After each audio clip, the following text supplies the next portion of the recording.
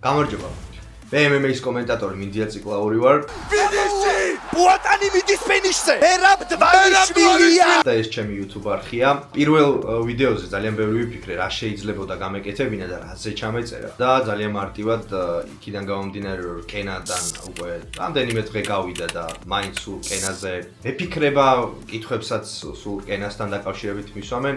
გადავწყვიტე, რომ კენაზე ყოფილიყო ეს ვიდეო და ამით დავიწყო ჩემი YouTube არხი, რომელსაც თუ გამოიწერთ, ძალიან გამახარებთ, ვიდეო თუ მოგეწონებათ დაალაიქეთ. ეხლა კი წავედით და ვილაპარაკოთ მოდი კენაზე. პირველ რიგში მინდა მოგიყვეთ საერთოდ როგორ დაიწყო ყველაფერი რკენა და გითხრათ რომ როცა რკენაზე მუშაობას ვიწყებდი, ნამდვილად ვერ წარმოვიდგენდი რომ მეორე ივენთის თავზე უკვე ამხელა ხმაური იქნებოდა, ამდენი ადამიანი იქნებოდა დაინტერესებული და ასეთი კარგი გამოხმაურება ექნებოდა ორგანიზაციას, რომელიც ფაქტობრივად ახლად გამს ნაბიჯებს. ჩვენ გუნდს როცა ამ ყველაფერს ვიწყებდით, ქონდა ნამდვილად რაღაცა იმედი რომ ძალიან კარგი გამოვიდოდა, მაყურებელს მოეწონებოდა, სხვადასხვა სფეროებიდან, სხვადასხვა ინტერესების ადამიანები ჩაერთვებოდნენ, მაგრამ ამხელა აჟიოტაჟს და ასეთ გამოხმაურებებს მართლა არ ველოდებოდით.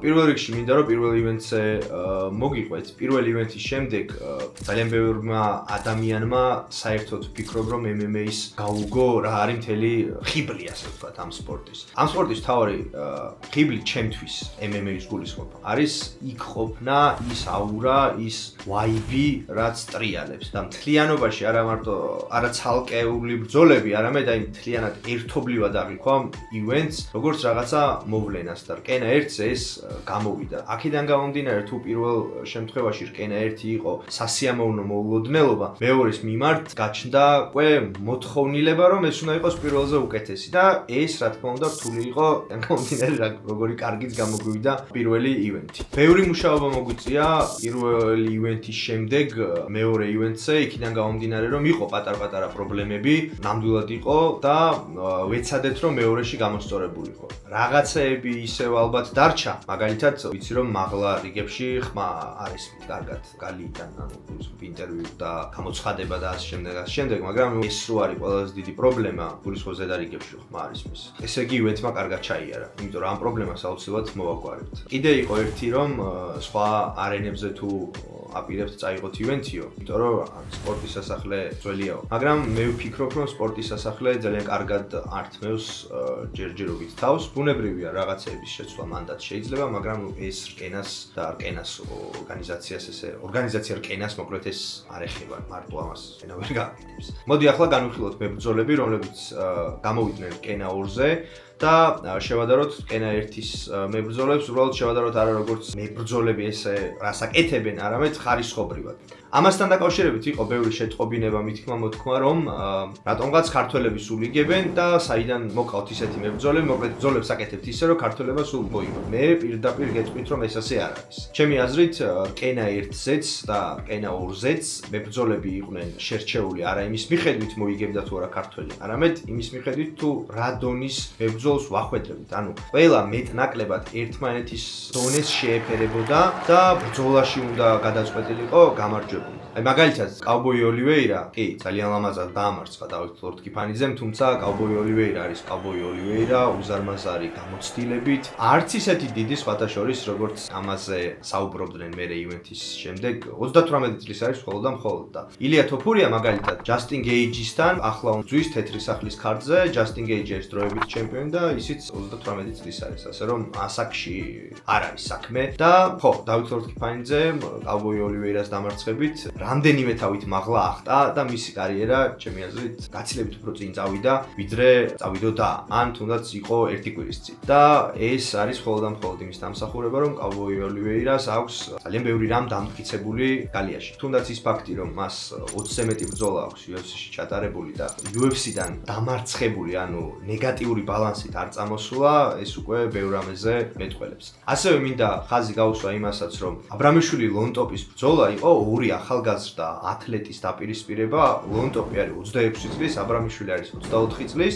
ლონტოპი მოდიოდა UFC-დან, რამდენიმე ჩხუბი ჰქონდა UFC-ის შემდეგ ჩატარებული და ისე აღმოჩნდა რკენაში, ხოლო აბრამიშვილი რამდენიმე მარცხის შემდეგ, ასე ვთქვათ, ბრუნდებოდა მოგებების სერიაზე და მასაც ჭირდებოდა მაღალი ხარისხის გამარჯვება. ისევე როგორც ლონტოპს. და ნახეთ მე როგორი შეუპოვარი ბრძოლა შედგა ორ ახალგაზრდა ათლეტს შორის, სადაც მსაჯების გაყოფილი გადაწყვეტილებით მოიგო აბრამიშვილმა. მე ვფიქრობ, რომ აბრამიშვილმა ნამდვილად მოიგო, თუმცა თავისუფლად მესმის იმ ადამიანების თუ ასეთები ხართ, რატომ შეიძლება ფიქრობდეს, რომ ლონტოკმა გაიმარჯვა. გაყოფილი გადაწყვეტილება თავისი შინაარსით უკვე ნიშნავს იმას, რომ მსაჯები ვერ შეთანხმდნენ, ვინ მოიგო და აქედან გამომდინარე თუ ამაზე გულშემატკივრობით იკამათებენ, დიდი არაფერი არ არის ამაში გასაგებია ისეც და ერთადერთი რაც კიდე ცალკე მინდა რომ შევეხო მე მესმის რომ იყო რამდენიმე ბრძოლა ეს შეიძლება იყო რკენა 1-ზეც და რკენა 2-ზეც სადაც აშკარად გამოჩნდა რომ მეტოქე ქართველი მებრძოლის მეტოქეზე მაქვს საუბარი არ იყო შესაბამისი დონის ამ კუთხით აი ამ შემთხვევაში არის რაღაცა ბრძოლები სადაც ამ ყველაფერს მეც ვეთანხმები მაგრამ მიაქციეთ ყურადღება ეს იყო ყველა ისეთი ბრძოლა სადაც მეტოქე ორგანიზაციამ მოიწია ბოლო 4-5 დღეში. ანუ სხვა ბრძოლა იყო ჩანიშნული, შემდეგ მეტოქემ ვერ მოახერხა ბრძოლისთვის ქვეყანაში ჩამოსვლა და ნუ გალიაში მოხდა, ვერ გამოცხადდა და აქედან გამომდინარე ორგანიზაციას მოუწია სწრაფად მისი შემცვლელის პოვნა. და შემცვლელის პოვნა დამიჯერეთ ძალიან რთულია. ეს არ არის ამერიკა, სადაც შეიძლება ჩავარდეს ბრძოლა და ხარ ლას-ვეგასში, სადაც არის ათობით დარბაზი და შეგიძლია გამოიყვანო ან UFC-ს მებრძოლი, ან მებრძოლი, რომელიც ხარისხობრივად UFC-ს მებრძოლს არ ჩამოუვარდება. საქართველოში როცა ხარ, ძალიან რთულია უცებ ესე იპოვო მებრძოლი, რომელიც გადაგირჩენს ბრძოლას. ბევრი ოფცია არ გაქვს. გაქვს სომხეთი, აზერბაიჯანი, თურქეთი, ყაზახეთი, ყირგიზეთი და მოკლედ შეზღუდული ხარ.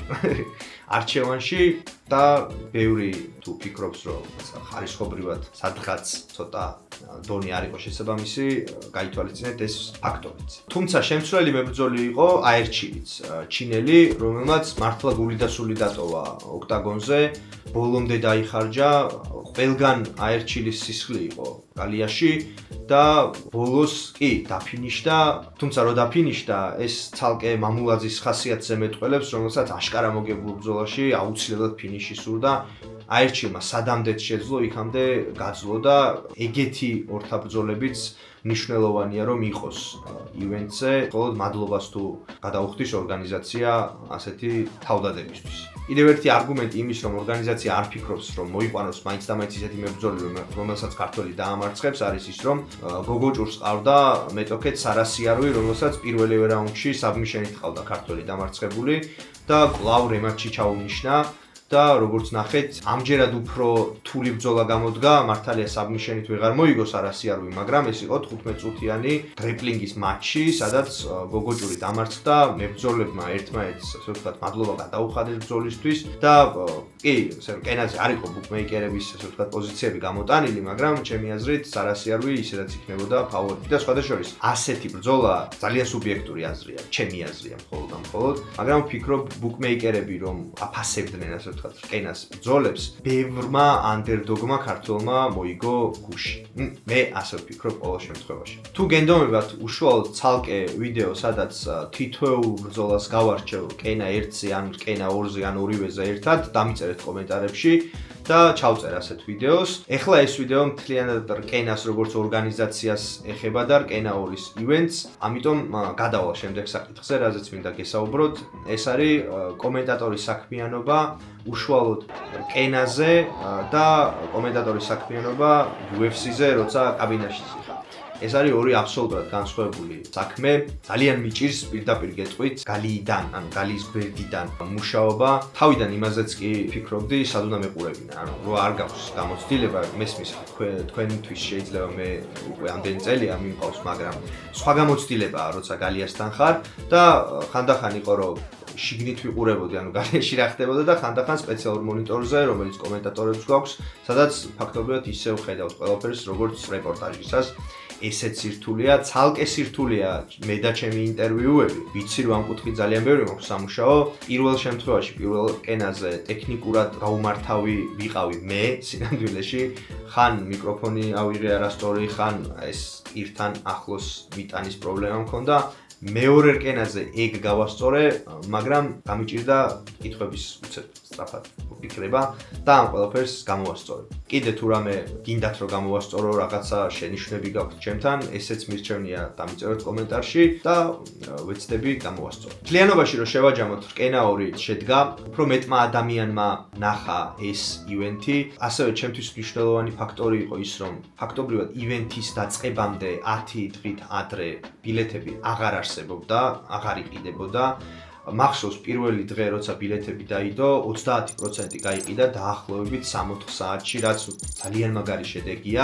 ძალიან ბევრი ბედნიერი სახე ვნახე ივენთის შემდეგ და მივხვდი რომ ხალხს ესეც მაგრად მოეწონა და ჩემთვის პირადად როგორც ერთ-ერთი ადამიანისთვის ვინც მუშაობს პროექტზე მნიშვნელოვანი იყო რომ გაზრდილიყო დონე პირველიდან მეორე ივენთამდე და ვფიქრობ რომ ეს დონე გაიზარდა შესაბამისად რკენა 2 ნამდვილად შედგა. დღეისთვის ეს იყო, რაზეც მინდოდა მელაპარაკა თქვენთან. დამიწერეთ თქვენი აზრი, როგორ შეაფასებთ რკენა 2-ს, ვისი ხილავდით, სხვა შორის ესეც საინტერესოა, ვისი ხილავდით რკენას მომავალ ივენთებზე, ესეც მინდა რომ დამიწეროთ. ოღონდ ცოტა ლოგიკურად რომ დამიწეროთ, აი კონორ მაგრეგორს ესე არა.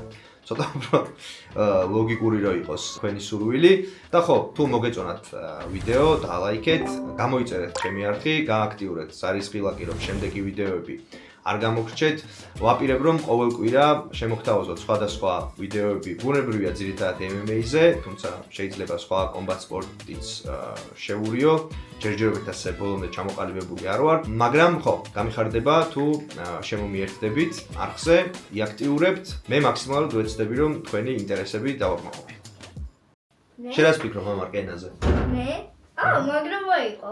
მოგეწონა? ბოლო ყველაზე მაგარი. მართლა? ბოლო ჩხუბი ყველაზე მეტად მოგეწონა? რასაც ლაპარაკობ არის მეორე რკენა.